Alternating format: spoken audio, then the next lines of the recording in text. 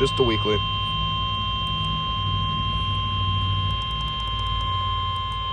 This is the weekly test of the NOAA weather radio warning device.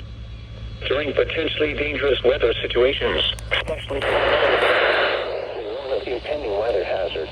The weekly test of the NOAA weather radio warning alarm will normally be conducted by the between 11 a.m. and noon.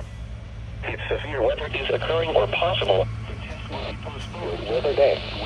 The warning alarm is activated for weather warning.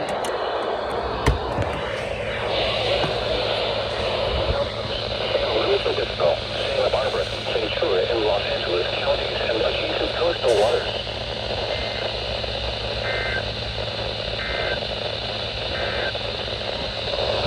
For the following attention point. All right. There we went for a weekly.